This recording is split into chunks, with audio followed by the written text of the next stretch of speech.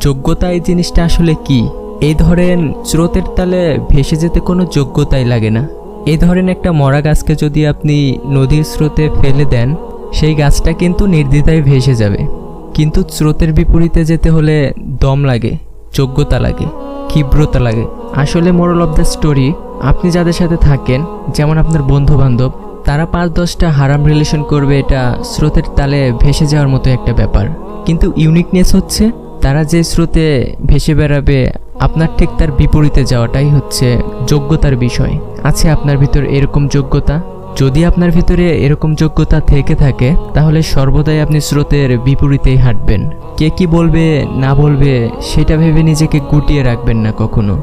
ভালো কাজে আদেশ দেবেন, অসৎ কাজকে সর্বদাই নিষেধ করবেন। তবে আপনি মনে রাখবেন, যেই পথে যত বেশি বাধা, সেই পথ সবসময় সর্বদাই সঠিক।